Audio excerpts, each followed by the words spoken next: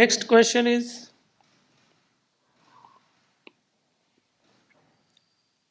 take care of small things.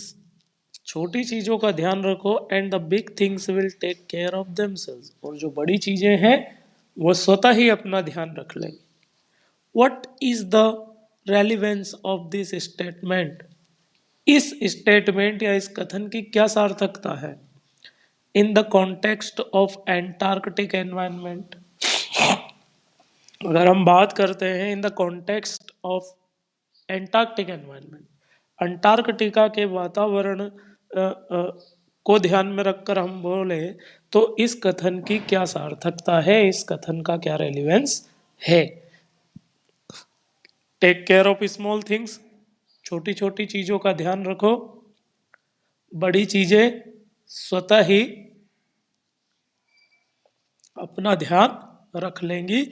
इस कथन की अंटार्कटिका के वातावरण के परिप्रेक्ष्य में क्या प्रासंगिकता, रेलिवेंस का शाब्दिक अर्थ प्रासंगिकता होता है, तो क्या प्रासंगिकता है? अब हम इसका आंसर देखेंगे, ध्यान से देखें सब लोग. The above statement is quite relevant. जो ऊपर लिखित कथन है, उपरोक्त लिखित कथन है, वह काफी प्रासंगिक है. इन the context of Antarctic environment, काहे के परिप्रेक्ष्य में? एंटार्कटिका के वातावरण के परिप्रेक्ष्य में. Antarctica has a simple ecosystem. Antarctica का एक सरल सा इकोसिस्टम है. इकोसिस्टम का मतलब आप सब लोग जानते होंगे. इकोसिस्टम का मतलब होता है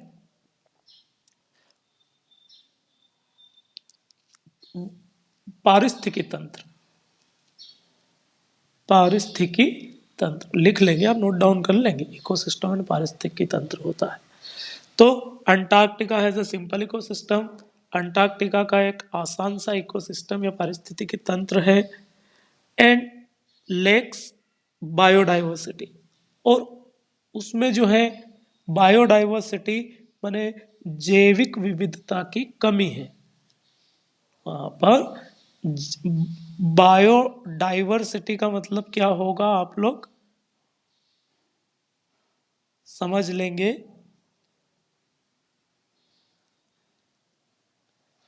जैव विविधता, विज्ञान वाले विद्यार्थियों ने इस शब्द को पहले भी सुना होगा. तो लेक्स बायोडाइवर्सिटी, वहां पर जैव विविधता की कमी है. बहुत ही पारिस्थितिकी तंत्र जो है अंटार्कटिका का वो सरल है, सिंपल है, सादा है, और वहां पर बायोडाइवर्सिटी की कमी है. All little change has a big repercussion there. एक छोटा सा चेंज, छोटा सा बदलाव हैज अ बिग रिपरक्यूशन देयर. वहां पर आप अगर एक छोटा सा बदलाव कर दोगे, देखोगे, तो उसका एक बहुत बड़ा प्रतिप्रभाव, जो रिपरक्यूशन शब्द है इसका शाब्दिक अर्थ होता है प्रतिप्रभाव. तो हम देखेंगे कि उसका अगर थोड़ा सा बदलाव वहां पर होता है तो उसका एक बहुत बड़ा सा प्रतिप्रभाव आपको देखने को मिल जाएगा. We can take the example of the microscopic phytoplankton. We can take the example of microscopic. अब माइक्रोस्कोपिक का मतलब क्या होता है? जैसे कि नाम से ही पता चलता है, माइक्रोस्कोपिक. माइक्रोस्कोप सूक्ष्मदर्शी होता है, माइक्रोस्कोपिक का मतलब होता है सूक्ष्म. ठीक है, तो सूक्ष्म. और ये फाइटोप्लैंक्टन का मतलब होता है एक तरह का, एक हम कह सकते हैं फाइटो प्लैंक्टन. जो जलीय पौधे होते हैं उनमें ही एक पौधे को आप फाइटोप्लैंक्टन बोलोगे.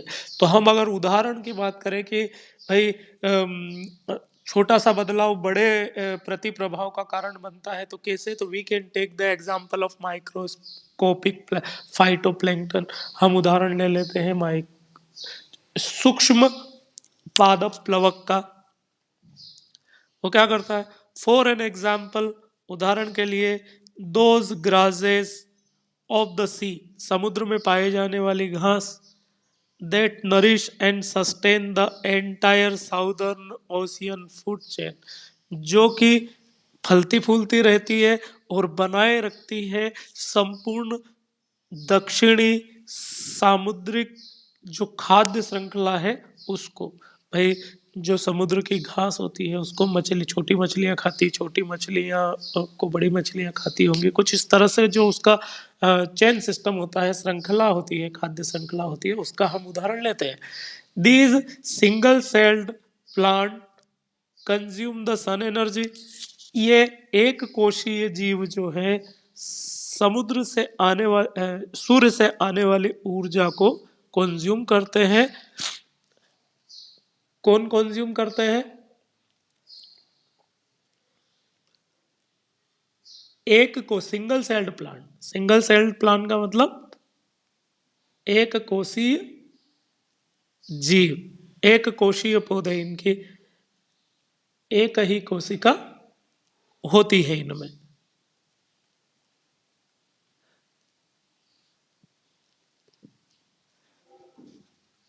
तो these single celled plant consume the sun's energy, ये एक कोशीय पौधे जो हैं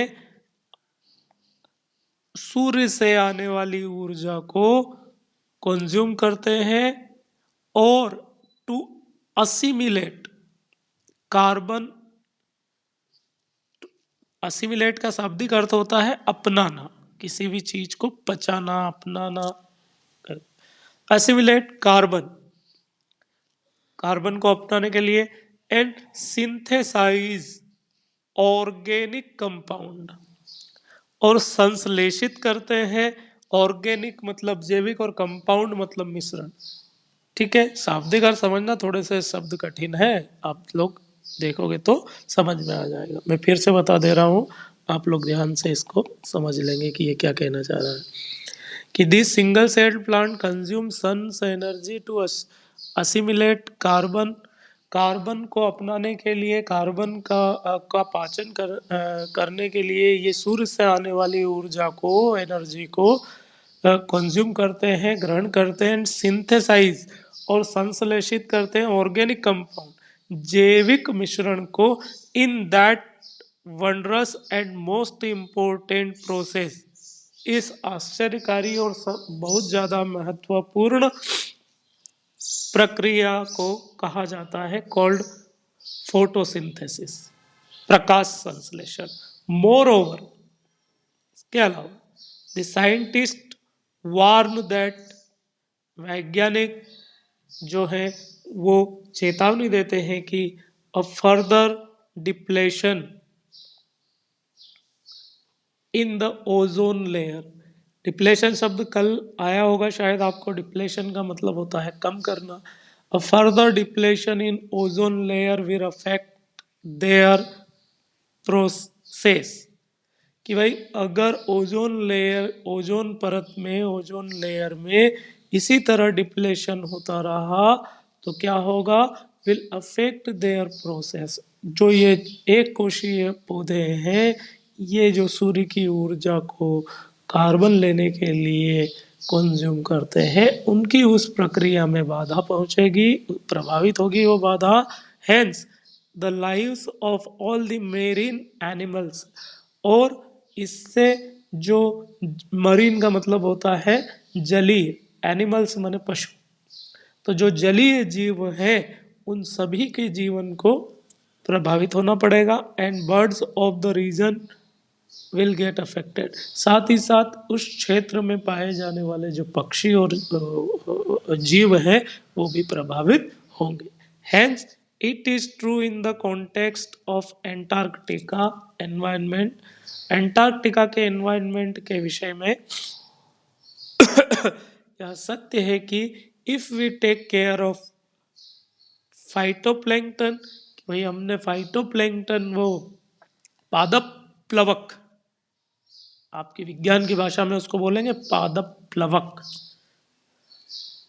if we take care of phytoplankton, अगर हमने फाइटोप्लैंक्टन नामक पौधे का, एक कोशीय पौधे का ध्यान रखा, all the marine life will take care of itself, उस स्थिति में पूरी की पूरी जो मरीन लाइफ है, पूरी का पूरा जो जलीय जीव है, वो सभी अपना ध्यान खुद ब खुद रख लेंगे।